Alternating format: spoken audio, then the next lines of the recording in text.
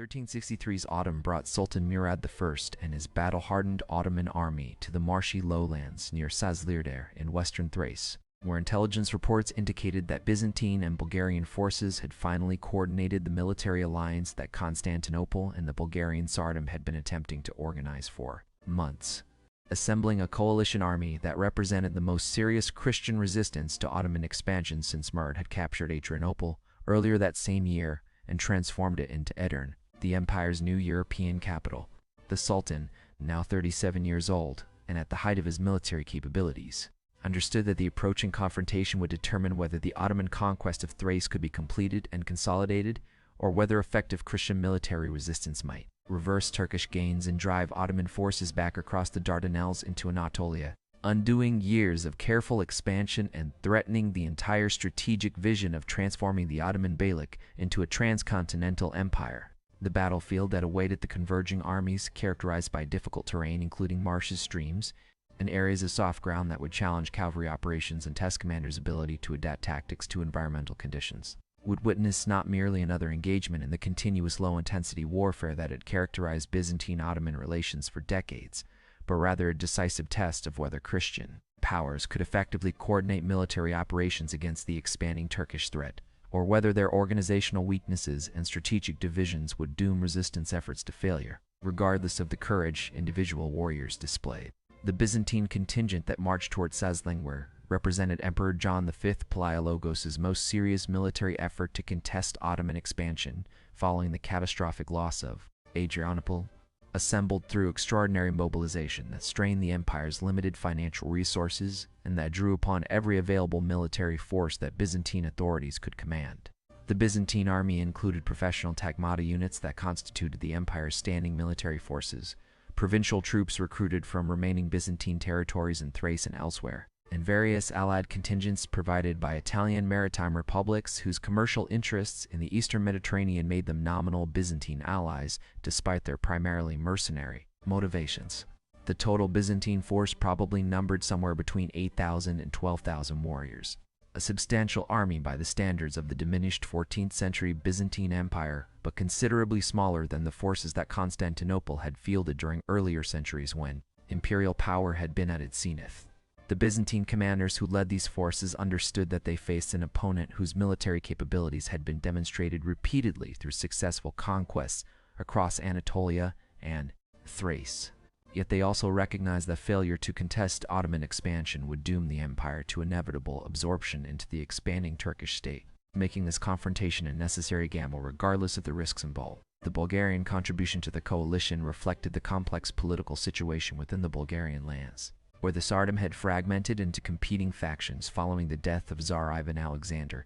and where different Bulgarian rulers pursued divergent policies toward the Ottoman threat, ranging from active resistance to pragmatic accommodation. The Bulgarian contingent that joined Byzantine forces at Sazlıdere represented those elements within Bulgarian nobility who viewed Ottoman expansion as an existential threat requiring military resistance, and who believed that coordinated action with Byzantine forces offered better prospects for success than isolated Bulgarian operations. The Bulgarian warriors who marched to battle brought their own military traditions, including heavy cavalry and infantry formations that differed somewhat from Byzantine tactical organizations, creating coordination challenges that coalition commanders would need to manage while attempting to present a unified military front against Ottoman forces. The Bulgarian motivation for participating in this coalition operation combined genuine concern about Ottoman expansion threatening Bulgarian territories with pragmatic calculation that demonstrating military capability might deter Turkish aggression, or at least secure better terms in negotiations that might follow if military operations proved unsuccessful.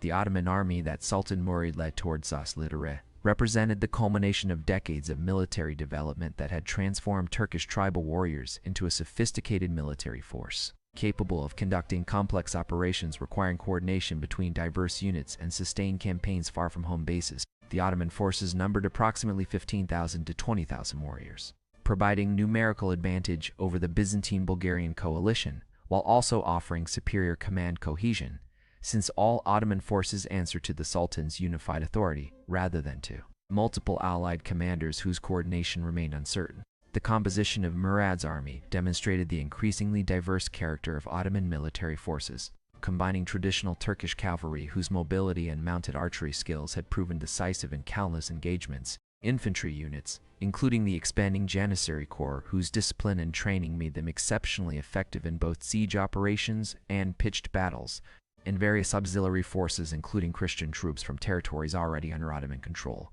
who fought alongside Muslim warriors in exchange for land grants and shares of plunder. The army's logistical support, organized through increasingly sophisticated supply systems that Sultan Murad's administrators had developed during years of continuous campaigning, enabled Ottoman forces to operate effectively far from their Anatolian bases and to sustain operations even when local resources proved insufficient to support large military forces. The strategic context surrounding the Battle of Sazlıdere extended beyond immediate military considerations to encompass broader questions about Ottoman expansion sustainability, Christian resistance's viability, and the future political organization of the Balkans and Eastern Mediterranean. For Sultan Murad, victory would confirm Ottoman dominance of Thrace and provide the foundation for continued expansion into Bulgaria, Macedonia, and the broader Balkans. While defeat might encourage Christian resistance throughout the region and potentially threaten Ottoman control of recently conquered territories, including Edirne itself, for Byzantine Emperor John V, the battle represented perhaps the last realistic opportunity to reverse Ottoman conquest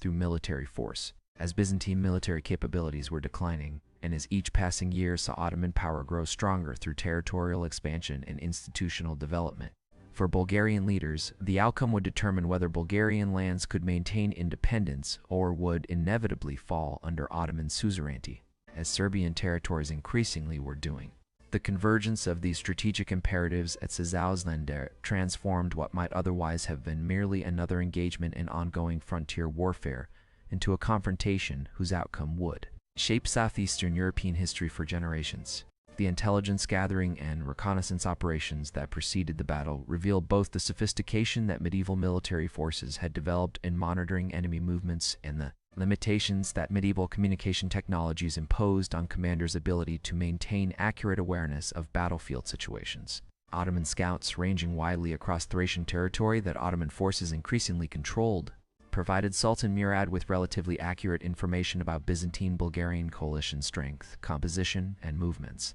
enabling him to plan his approach to the engagement with a clear understanding of the forces he would confront. Byzantine and Bulgarian reconnaissance efforts proved less effective, partly because Ottoman controlled the surrounding territory limited coalition scouts' ability to operate safely, and partly because coordination between Byzantine and Bulgarian intelligence gathering suffered from the communication and trust issues that plagued all aspects of coalition operations. The intelligence advantages that Ottoman forces enjoyed contributed significantly to Sultan Murad's ability to choose favorable ground for the engagement and to position his forces optimally before battle commenced, demonstrating how information superiority could provide decisive strategic advantages even before warriors crossed weapons. The psychological dimensions of the approaching battle weighed heavily on warriors and commanders on both sides, as the armies maneuvered toward a confrontation that all participants recognized would be exceptionally bloody and potentially decisive. Ottoman warriors approached the battle with confidence born from years of successful campaigns and from their understanding that Sultan Murad's leadership had consistently produced victories against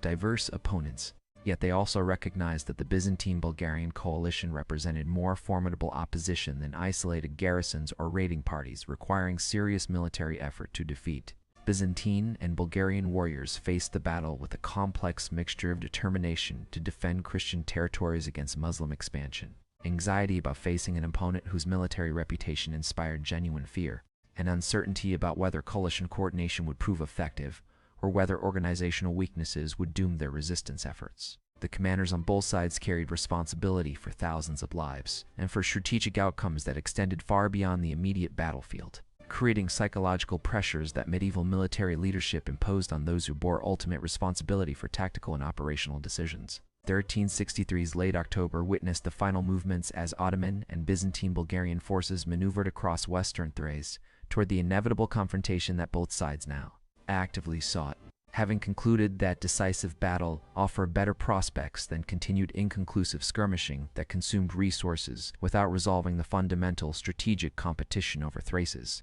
control, Sultan Murad, operating from his newly established capital at Edirne, with superior knowledge of local terrain and with secure supply lines connecting his army to Ottoman-controlled territories,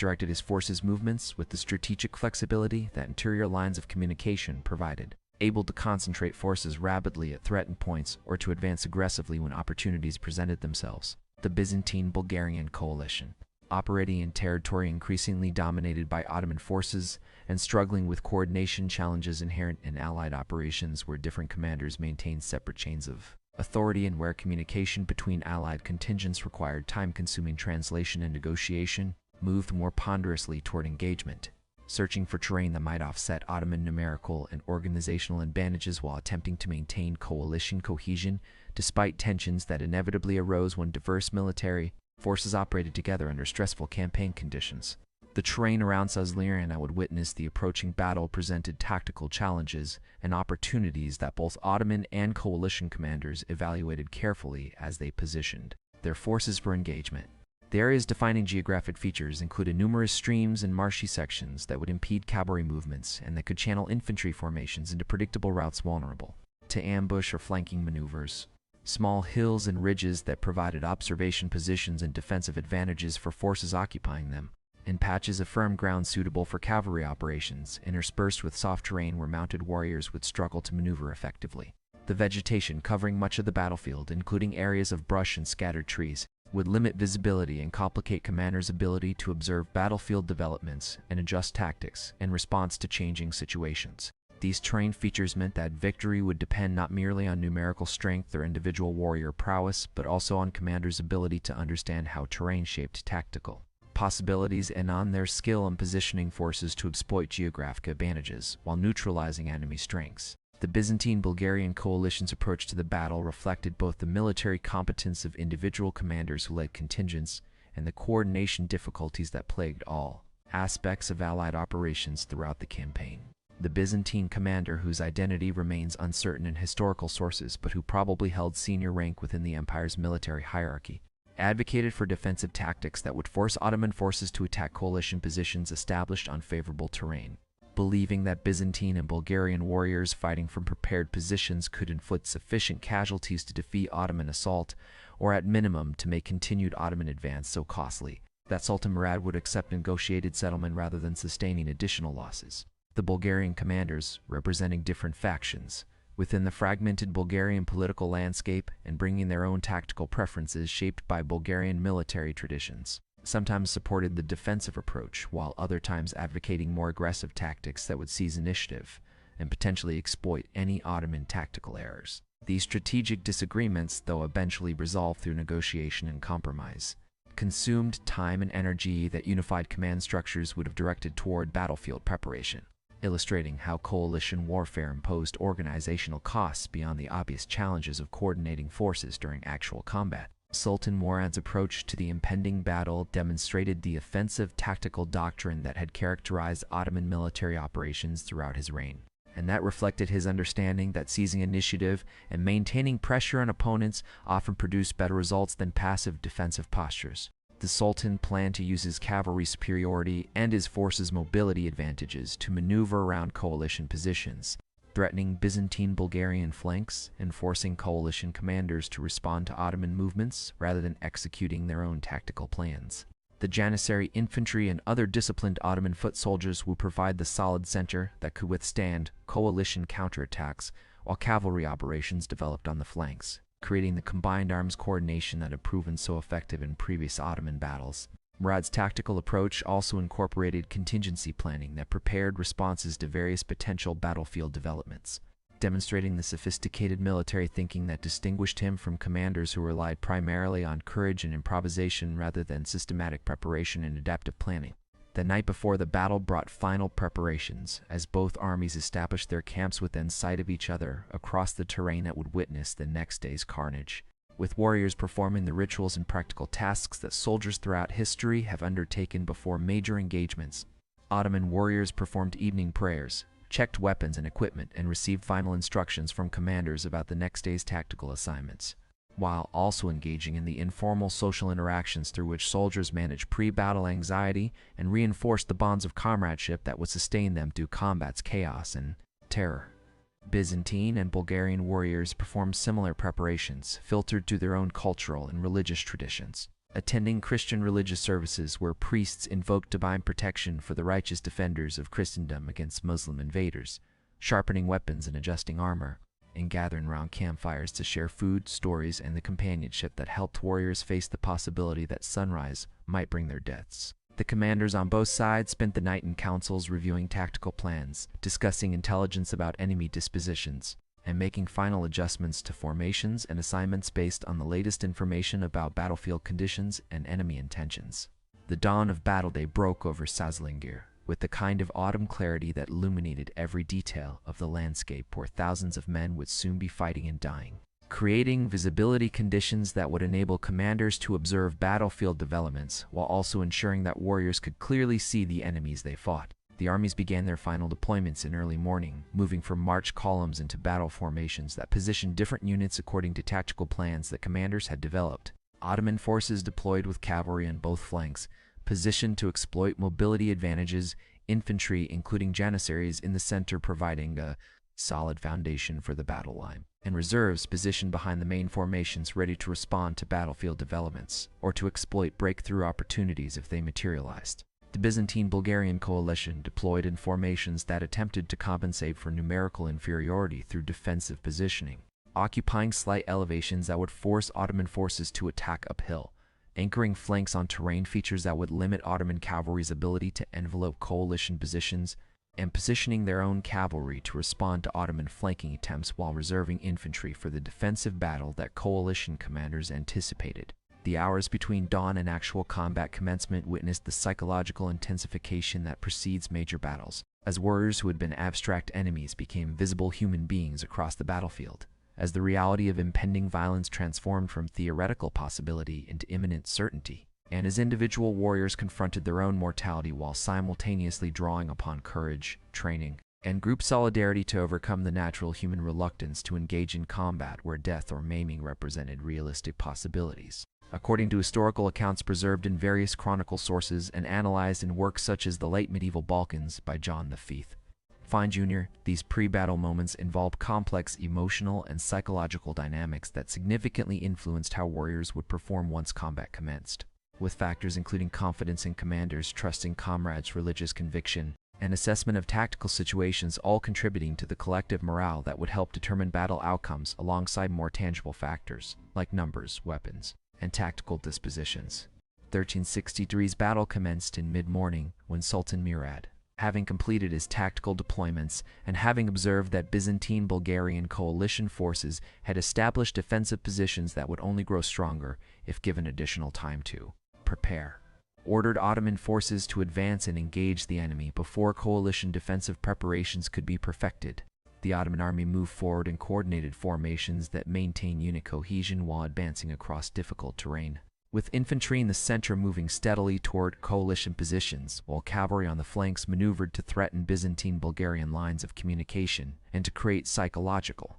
pressure by demonstrating Ottoman ability to attack from multiple directions simultaneously. The advance itself demonstrated the discipline and training that Ottoman forces had developed through years of campaigning, as units maintained formation despite terrain obstacles and maintained coordination despite the communication difficulties that battlefield noise and confusion inevitably created. The Byzantine-Bulgarian coalition forces, observing the Ottoman advance from their defensive positions, prepared to receive the attack while their own cavalry units maneuvered to counter Ottoman flanking movements, and while archers and crossbowmen prepared to inflict casualties on Ottoman forces as they approached coalition lines. The initial contact between the armies occurred on the flanks, where Ottoman and coalition cavalry forces engaged in the swirling mounted combat that characterized medieval warfare, with warriors using lances, swords, and mounted archery to strike at opponents while attempting to maintain formation cohesion and to execute tactical maneuvers that might create local superiority, allowing breakthrough or envelopment of enemy positions. The Ottoman cavalry, employing the mobile tactics that Turkish horse archers had perfected over centuries of steppe warfare, harassed coalition cavalry with arrows fired from horseback while avoiding close combat until favorable opportunities presented themselves, gradually wearing down Byzantine and Bulgarian mounted forces through sustained pressure that inflicted cumulative casualties while limiting Ottoman losses. The coalition cavalry, fighting in formations influenced by Western European heavy cavalry traditions that emphasized shock impact and close combat rather than mobile archery harassment, attempted to close with Ottoman forces and delivered decisive charges that might break Turkish formations, yet found themselves frustrated by Ottoman mobility and by the difficult terrain that limited cavalry maneuverability and that negated some advantages that heavier armor and horses might otherwise have provided. The central infantry battle developed more slowly as Ottoman foot soldiers advanced methodically toward coalition defensive positions, enduring arrow and crossbow fire from Byzantine and Bulgarian defenders while closing the distance to where hand-to-hand combat would commence. The Janissaries, who formed the elite corps of Ottoman infantry, advanced with the disciplined cohesion that their rigorous training had instilled, maintaining formation despite casualties inflicted by defensive fire, and despite the natural human tendency to seek cover or to break formation when under sustained attack. The Byzantine and Bulgarian infantry defending their positions fought with desperate determination, understanding that if their defensive line broke, the battle would be lost and that their own survival depended on maintaining cohesion and continuing resistance regardless of casualties and fatigue. The collision when Ottoman and coalition infantry finally engaged in close combat created scenes of extraordinary violence as thousands of warriors fought with swords, spears, axes, and whatever weapons they possessed in struggles where individual combat skills, physical strength and endurance, psychological resilience, and sheer luck determined who lived and who died in each of the countless individual confrontations that collectively constituted the larger battle. The battle's middle phase witnessed both sides committing reserves and attempting tactical adjustments as initial deployments failed to produce decisive results and as commanders recognized that victory would require sustained effort rather than a rapid breakthrough achieved through initial assaults. Sultan Murad, observing from his command position that the coalition defensive line remained intact despite Ottoman pressure, and that Byzantine-Bulgarian forces were fighting more effectively than he had anticipated, ordered additional forces to reinforce Ottoman attacks on the flanks while also directing artillery and archery concentrations against specific sections of coalition defenses where a breakthrough might be achievable. The Byzantine-Bulgarian commanders, recognizing that their defensive positions were gradually being eroded by sustained Ottoman pressure and that casualties were mounting to unsustainable levels, faced difficult decisions about whether to commit their reserves to reinforce threatened positions or to preserve those forces for potential withdrawal if the defensive battle proved untenable. These command decisions, made under conditions of incomplete information and extreme stress as battle raged and as commanders struggled to maintain accurate awareness of rapidly changing battlefield situations, would prove crucial in determining the engagement's outcome. The turning point of the battle developed on the coalition's left flank, where concentrated Ottoman cavalry and infantry attacks, reinforced by the elite forces that Sultan Murad committed to exploit what he perceived as a developing opportunity, finally broke through Byzantine-Bulgarian defensive positions after hours of sustained combat that had gradually weakened coalition forces through cumulative casualties and psychological exhaustion. The breakthrough, once achieved, created cascading tactical consequences as Ottoman forces poured through the gap in coalition lines, threatening to envelop Byzantine-Bulgarian forces that had been fighting successfully in other sectors,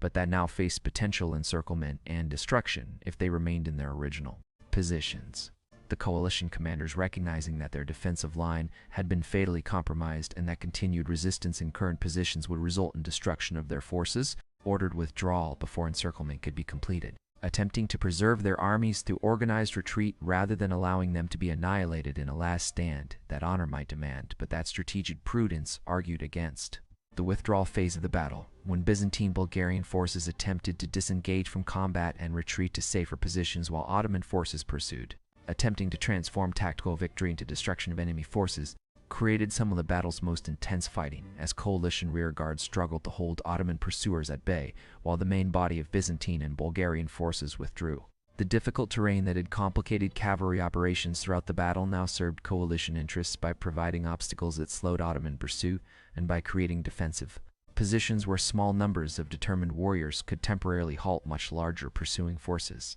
The Ottoman cavalry, unleashed to pursue retreating coalition forces, inflicted significant casualties on Byzantine and Bulgarian stragglers and on units whose cohesion broke during the withdrawal. Yet the pursuit's effectiveness was limited by the approaching nightfall, and by Sultan Murad's decision to halt the pursuit, rather than risking his own forces in night operations across unfamiliar terrain where coalition forces might establish ambushes, or where Ottoman units might become separated and vulnerable to counterattack. The battlefield, as darkness fell, presented scenes of devastation and human suffering that characterized medieval warfare at its most brutal. with thousands of dead and dying warriors from both armies scattered across terrain that would be remembered as a site of carnage, and that would feature in subsequent chronicle accounts emphasizing both Ottoman victory and the extraordinary casualties that the battle had inflicted on all participants. The Ottoman forces, victorious but exhausted from the day's sustained combat, established defensive perimeters and attended to their wounded, while also beginning the grim work of identifying and burying their dead,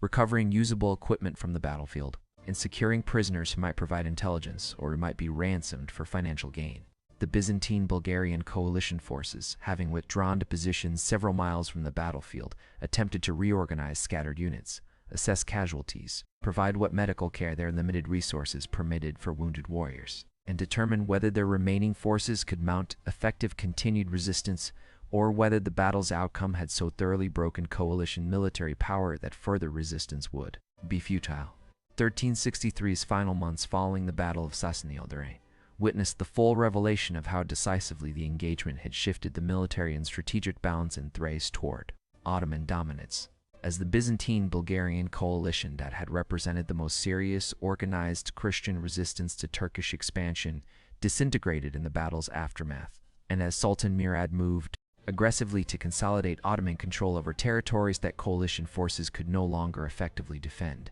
The casualty figures from the battle, though difficult to establish precisely from fragmentary and often contradictory historical sources, clearly indicated that both sides had suffered substantial losses, with estimates suggesting that Byzantine-Bulgarian forces lost perhaps 3,000 to 5,000 warriors killed or seriously wounded, along with additional thousands captured, while Ottoman casualties probably numbered between 1,000 and 2,000 killed with additional wounded, creating the kind of asymmetric loss ratio that characterized decisive medieval battles where defeated forces suffered disproportionate casualties during pursuit and withdrawal phases. The loss of so many experienced warriors, combined with the psychological impact of comprehensive defeat after the coalition had represented the best military effort that Byzantine and Bulgarian authorities could organize, effectively ended any realistic possibility of successful Christian military resistance to Ottoman expansion in Thrace, and forced Byzantine and Bulgarian leaders to contemplate accommodation with Ottoman power rather than continued military opposition. The political consequences of Sazlıdere extended throughout the Balkans, as Christian rulers,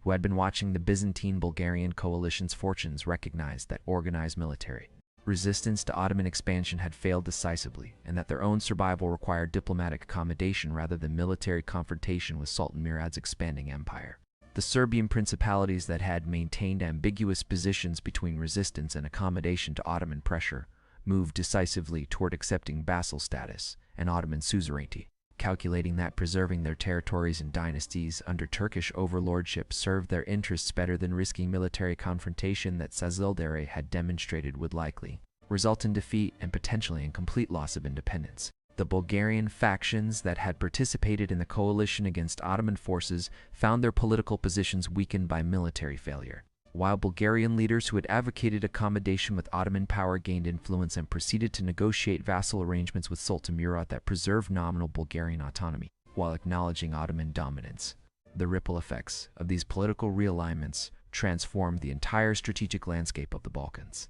creating a system of Ottoman suzerainty over Christian vassal states that would characterize the region's political organization for the following decades. The Byzantine Empire's situation following Sazlıdere deteriorated from dire to nearly hopeless, as Emperor John V Palaiologos confronted the reality that the coalition's defeat had eliminated any remaining military options for contesting Ottoman expansion, and that Byzantine survival now depended entirely on Sultan Murad's strategic calculations about whether immediate conquest of Constantinople served Ottoman interests better than maintaining the Byzantine Empire as a weakened client state. The emperor's diplomatic position weakened dramatically as his inability to defend Byzantine territories became undeniable, encouraging Italian maritime republics and other powers that had maintained commercial and political relationships with Constantinople to recalibrate their policies toward greater accommodation with Ottoman power. The internal Byzantine politics that had always been fractious became even more turbulent, as factions debated whether to seek Western European military assistance through the union of the Orthodox and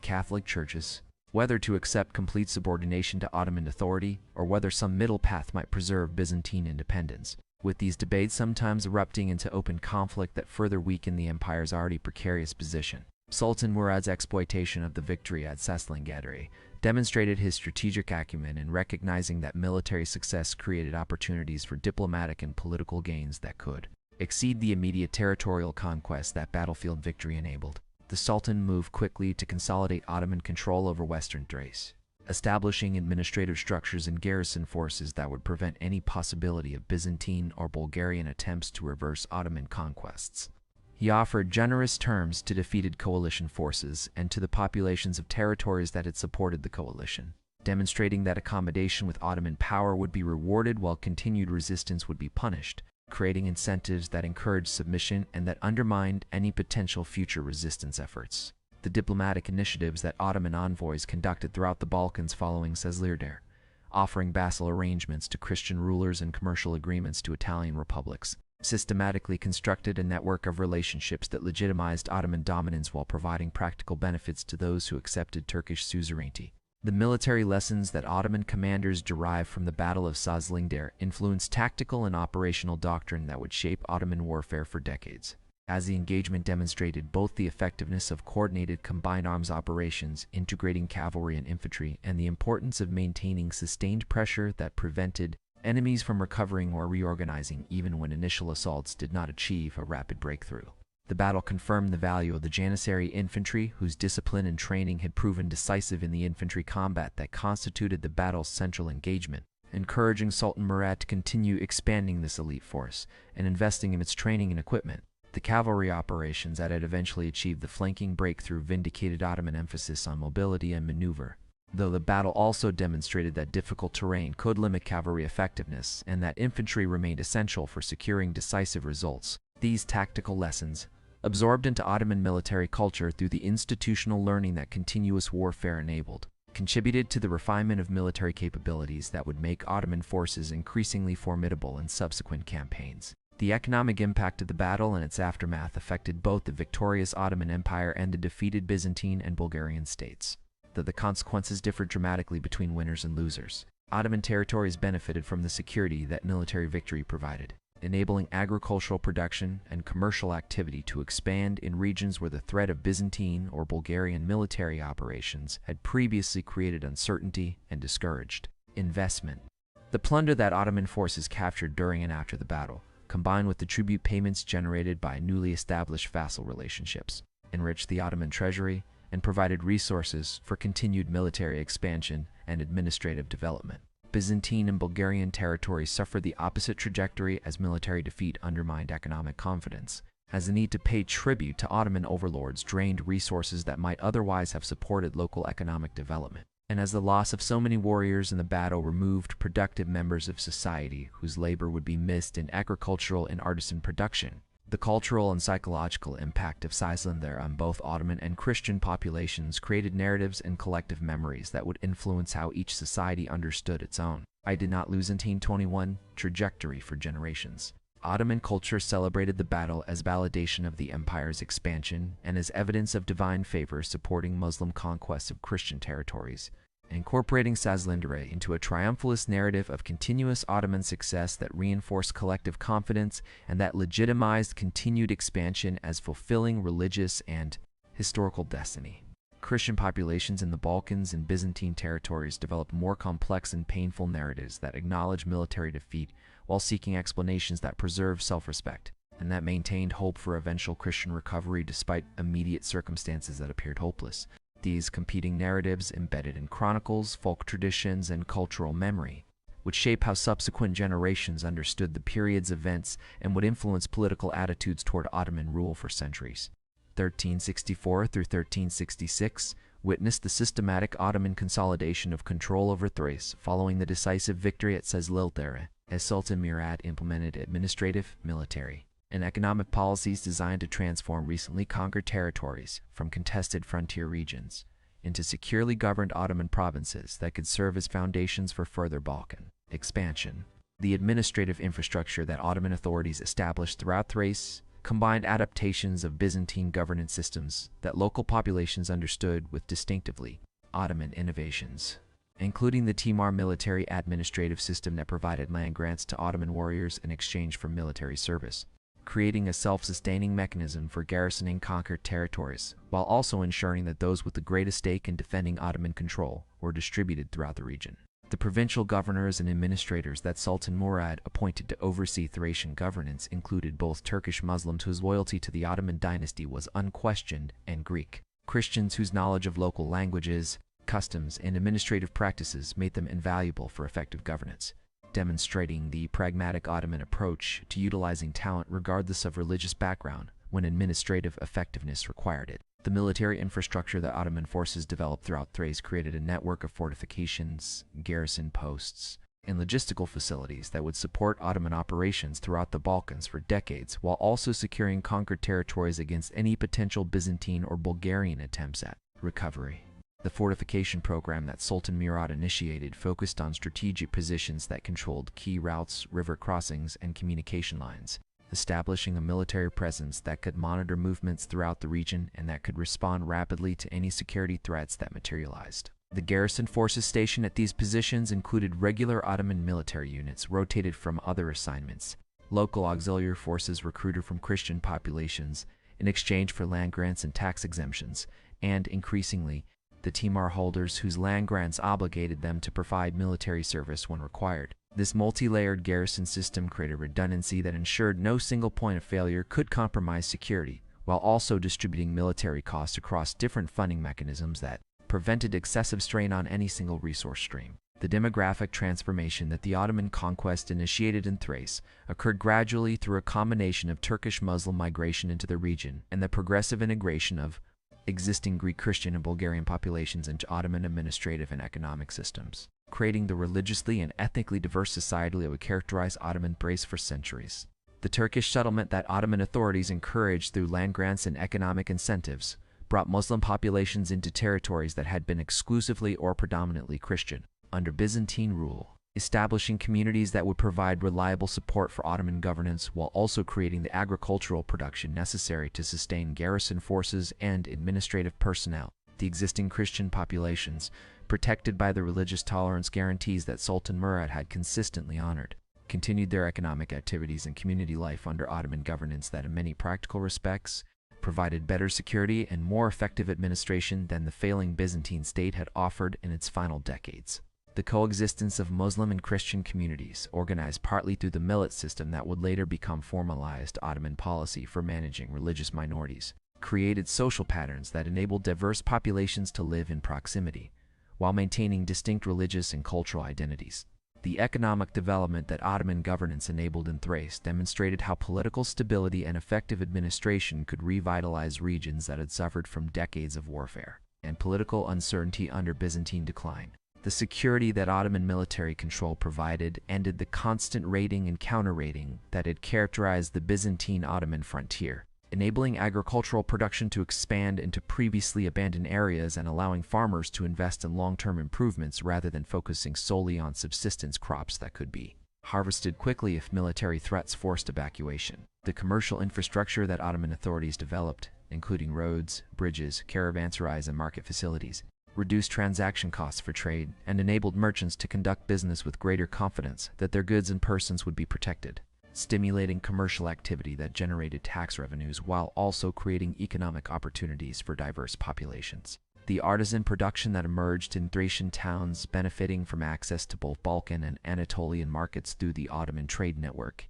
created manufactured goods that served local needs while also producing exports that contributed to the region's economic prosperity. The religious and cultural institutions that emerged in Ottoman Thrace reflected both the Islamic character of Ottoman governance and the pragmatic tolerance that Sultan Murad's policies mandated toward Christian populations. The mosques that were constructed in major Thracian towns served the spiritual needs of growing Muslim populations, while also serving as visible symbols of Ottoman sovereignty and Islamic presence in territories that had been Christian for over a millennium. The madrasas and other Islamic educational institutions that Ottoman authorities established created centers of religious learning that trained scholars and administrators while also propagating Islamic culture and values throughout the region. Simultaneously, the Christian churches that had served Byzantine populations continued functioning under Ottoman protection, with local Christian communities maintaining their religious practices and even sometimes receiving Ottoman financial support for maintaining important religious sites. The Sufi lodges that various mystical orders established throughout Thrace served both religious and social functions,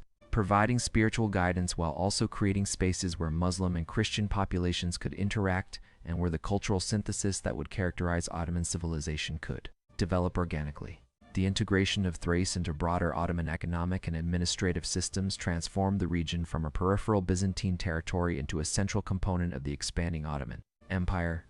connecting Thracian resources and populations with networks extending throughout Anatolia and into the broader Balkans. The tax revenues that the Ottoman administration collected from Thrace, benefiting from economic growth that stability enabled, and from administrative efficiency that reduced corruption and waste, provided significant resources for the Ottoman treasury that could be invested in military operations, administrative development, and infrastructure projects throughout the empire. The military manpower that Thrace contributed through the Timar system and through Christian auxiliary recruitment augmented Ottoman forces with warriors who combined local knowledge with loyalty to the Ottoman state, which their own material interests reinforced. The commercial connections that Thracian merchants developed with markets throughout the Ottoman world created economic integration that made the region's prosperity dependent on Ottoman political stability, creating vested interests in Ottoman governance even among populations that might have felt ambivalence about Muslim rule over Christian territories. The diplomatic significance of Ottoman Thrace's consolidation extended beyond immediate administrative and economic consequences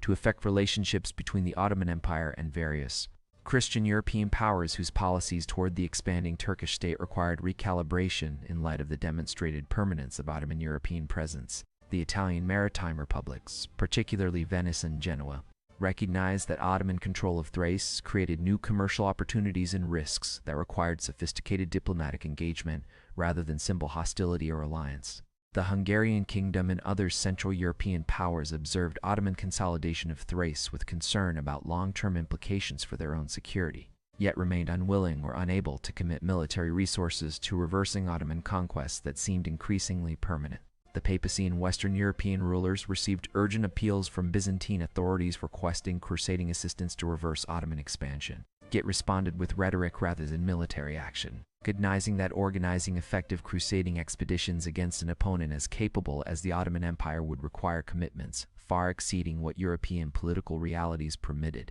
The Battle of Sazlıdere's military significance extended far beyond the immediate tactical outcome to encompass broader implications for Ottoman military development, for Byzantine and Balkan Christian military capabilities, and for the evolution of medieval warfare in the Eastern Mediterranean and Balkan regions during the 14th century. The engagement demonstrated that Ottoman forces had achieved military capabilities rivaling or exceeding those of any contemporary power in the region, combining numerical strength with tactical sophistication, logistical competence, and command cohesion that enabled them to defeat organized coalitions of opponents even when fighting on terrain that did not obviously favor Turkish tactical preferences. The victory validated the military investments that Sultan Murad and his father, Orhan Gazi, had made in developing professional military forces, including the Janissary Corps, in establishing systematic training programs that created competent commanders at multiple levels of military hierarchy, and in developing logistical systems that could sustain operations far from home bases across extended campaign periods.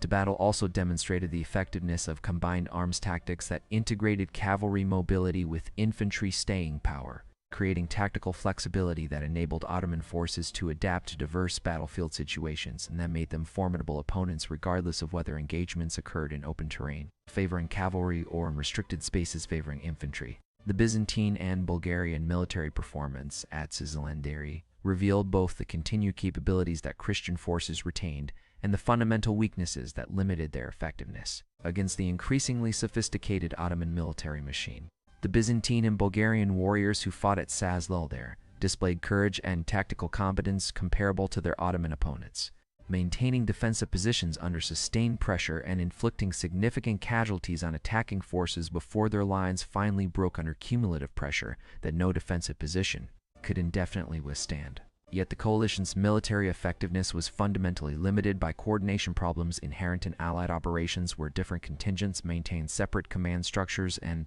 operated according to different tactical doctrines, by numerical inferiority that Ottoman territorial expansion enabled to access to larger population bases and more extensive economic resources, and by logistical constraints that prevented Byzantine and Bulgarian forces from sustaining extended operations with the same efficiency that Ottoman supply systems enabled. These structural disadvantages, more than any failure of individual courage or tactical skill, explain why Christian forces consistently lost to Ottoman armies in major engagements during this period. The tactical innovations that emerged from Sazlıdere and that would influence subsequent Ottoman military operations included refined procedures for coordinating infantry and cavalry operations across difficult terrain, improved methods for exploiting breakthrough opportunities once defensive lines were penetrated, and enhanced pursuit tactics designed to maximize casualties inflicted on retreating enemies while limiting risks to pursuing forces. Ottoman commanders who fought at Sazlıdere absorbed practical lessons about how terrain affected different troop types' effectiveness, about how weather conditions influence battlefield visibility and troop movements,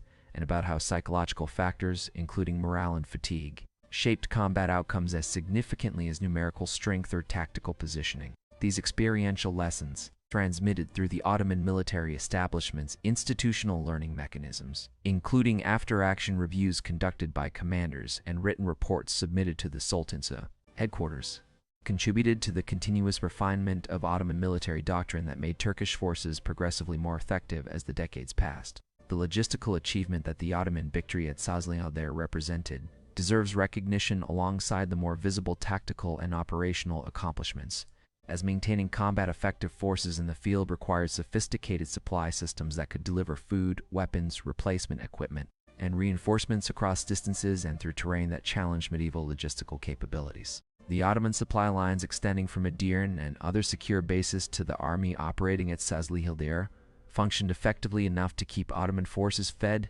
equipped, and capable of sustained operations, even while Byzantine-Bulgarian coalition forces struggled with supply shortages that undermined their combat effectiveness. The logistical infrastructure that enabled this effectiveness included the network of supply depots established throughout Ottoman-controlled Thrace, the transportation systems, using both animal caravans and riverboats to move supplies, the administrative apparatus that coordinated requisitions and distributions, and the financial mechanisms that funded purchases of supplies from local populations. This logistical sophistication, though less dramatic than cavalry charges or infantry assaults, proved equally essential for Ottoman military success and represented capabilities that many contemporary military establishments lacked. The intelligence and reconnaissance capabilities that Ottoman forces demonstrated before and during the Battle of Sazlıdere contributed significantly to Sultan Murad's ability to position his forces advantageously and to make informed tactical decisions based on an accurate understanding of enemy dispositions and intentions.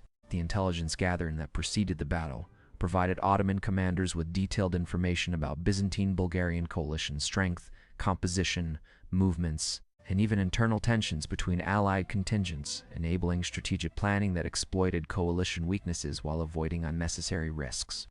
The battlefield reconnaissance that occurred during the engagement allowed Ottoman commanders to identify the vulnerable point in coalition defenses where a concentrated attack ultimately achieved a breakthrough, demonstrating how tactical intelligence could guide operational decisions that proved decisive. The intelligence advantages that Ottoman forces enjoyed reflected both the superior resources they could dedicate to reconnaissance and the fact that operating in increasingly Ottoman-controlled territory provided access to local populations who could provide information about enemy movements. The medical and casualty care capabilities that both sides demonstrated at Sazlıdere reflected the limited medical knowledge of the 14th century, while also showing how military forces attempted to care for wounded warriors despite technological and knowledge constraints. Ottoman medical personnel accompanying the army provided what treatment their knowledge permitted for wounded warriors, primarily cleaning wounds, attempting to stop bleeding, and providing shelter and rest for those whose injuries might heal with time, but who require protection from further combat and from exposure. Byzantine and Bulgarian forces maintained similar medical capabilities, with physicians and surgeons whose training combined classical Greek medical texts with practical experience treating combat injuries. The survival rates for seriously wounded warriors remained low by modern standards, as medieval medicine lacked antibiotics to prevent infection, lacked understanding of germ theory that might have improved hygiene practices, and lacked surgical techniques that might have saved warriors whose injuries were severe but potentially survivable with appropriate treatment. The thousands of warriors who died from wounds received at Sazlıdere, many succumbing days or weeks after the battle, from infections or complications that modern medicine could easily prevent, represent the harsh reality of medieval warfare's human costs. The psychological impact of comprehensive defeat at Sazlıdere on Byzantine and Bulgarian military morale created long-term consequences that affected Christian resistance to Ottoman expansion for years after the battle, as the engagement's outcome confirmed Ottoman military superiority in ways that undermined Christian warriors' confidence in their own forces' ability to contest Turkish conquests successfully. The psychological damage that decisive defeat inflicted on military morale proved in some respects more significant than the physical casualties the battle produced, as defeated armies could theoretically recruit new soldiers to replace losses, but could not easily restore collective confidence once it had been shattered by battlefield failure. The demoralization that Sazlıdere created among Byzantine and Bulgarian forces contributed to the subsequent pattern where Christian military forces increasingly avoided major engagements with Ottoman armies, preferring defensive strategies that minimize risks rather than offensive operations that might reverse territorial losses, but that also risked additional catastrophic defeats. This psychological dimension of Ottoman victory, though difficult to quantify precisely, nonetheless significantly contributed to the expanding empire's continued success in subsequent campaigns. The Battle of Sazlıdere's historical significance extends across the centuries, separating the 1363 engagement from contemporary historical understanding, as the battle represented a crucial moment in the larger process through which the Ottoman Empire established permanent dominance in the Balkans and through which Byzantine power finally collapsed. After more than a millennium of continuous existence, the battle's immediate military outcome, decisive though it was, proved less historically significant than the strategic and political consequences that flowed from Ottoman victory, including the consolidation of Turkish control over Thrace, the establishment of vassal relationships with Balkan Christian states, and the psychological transformation that made accommodation with Ottoman power appear inevitable rather than shameful to Christian rulers who had previously resisted Turkish expansion. These longer-term consequences, developing over years and decades following the battle itself, ultimately shaped southeastern European history more profoundly than the single day's fighting at Sazlıdere, demonstrating how military engagements serve as catalysts for broader historical processes rather than as isolated events whose significance can be understood purely in tactical or operational terms.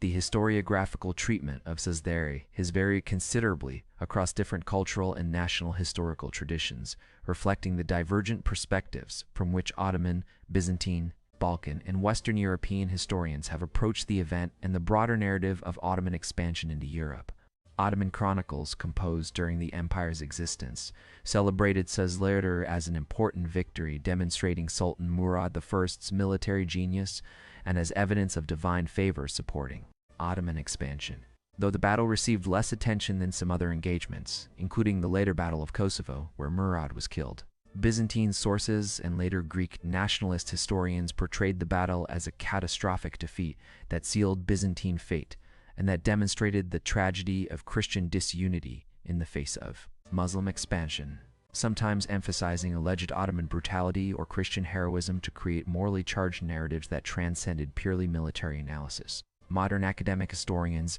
working with more comprehensive source bases and with methodological approaches emphasizing evidence-based analysis over nationalist narratives, have developed more nuanced interpretations that acknowledge both Ottoman military capabilities and Christian resistance efforts, while also recognizing the complex political, economic, and social factors that shape the battle's context and consequences. The comparative analysis of Sazlıdere, alongside other significant battles in Ottoman expansion, reveals both common patterns that characterized Ottoman military success during this period and unique features that distinguished Sazlıdere from other engagements. Like many Ottoman victories, Sazlıdere resulted from a combination of numerical superiority, tactical sophistication, logistical competence, and command cohesion that consistently gave Turkish forces advantages over opponents even when those opponents demonstrated individual courage and tactical skill. Yet, Sazlıdere was unique in representing the last serious Byzantine attempt to organize effective military resistance to Ottoman expansion in Thrace,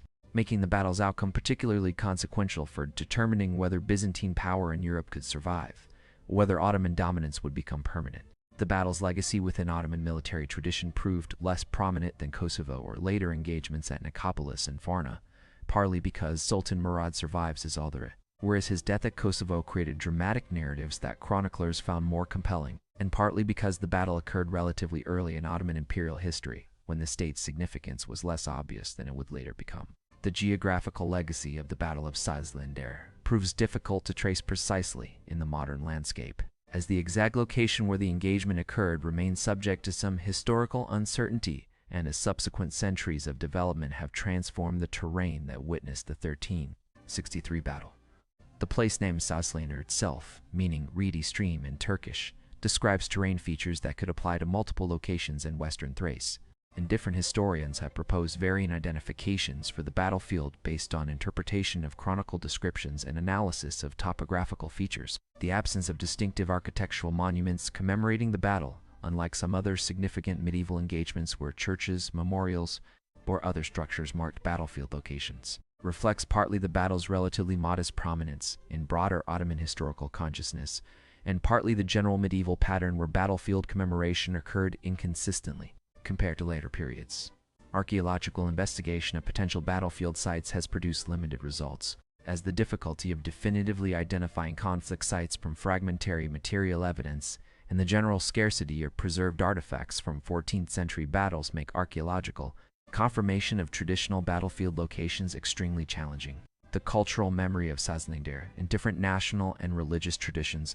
demonstrates how the same historical event can acquire dramatically different meanings depending on the perspective from which it is remembered and the political and ideological purposes that historical memory serves. Ottoman and Turkish historical traditions, when they remember Sazlıdere et al., incorporate it into triumphalist narratives of Ottoman expansion and military prowess, celebrating the battle as one of many victories that demonstrated Turkish military superiority and that legitimized Ottoman rule over conquered territories. Greek and Byzantine historical traditions remember the battle when they acknowledge it specifically rather than subsuming it into general narratives of Byzantine decline, as tragedy and warning about the consequences of Christian disunity and about the price of military defeat. Bulgarian historical memory of Sazlıdere remains limited, partly because Bulgarian participation was less extensive than Byzantine involvement, and partly because later Bulgarian defeats at Ottoman hands prove more consequential for Bulgarian national history. These divergent cultural memories, transmitted through national historical traditions and educational systems,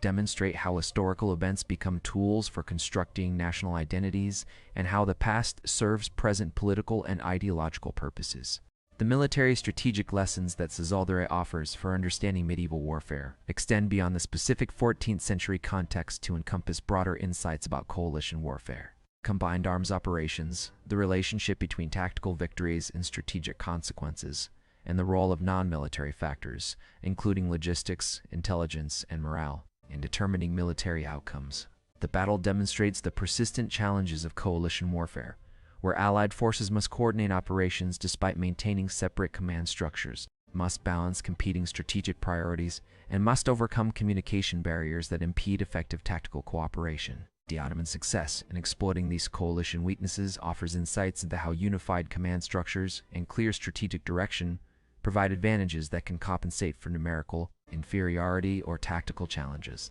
The battle also illustrates how tactical victories require exploitation to effect a pursuit and through political and diplomatic follow-up that transforms battlefield success into lasting strategic gains, demonstrating that military history cannot be understood purely through analysis of combat operations but must incorporate understanding of how warfare connects to broader political objectives. The human dimension of Sazlıdere, encompassing the experiences of the thousands of warriors and commanders who participated in the battle and whose individual fates were determined by the engagement's outcome, deserves recognition even as broader strategic and political analysis necessarily focuses on collective outcomes and aggregate consequences. The Ottoman, Byzantine, and Bulgarian warriors who fought at Sazlıdere were individuals with personal histories, families, hopes, and fears, not merely abstract representatives of civilizations or religions engaged in cosmic struggle. The warriors who died in the battle, whether struck down during the main engagement or succumbing to wounds in subsequent days and weeks,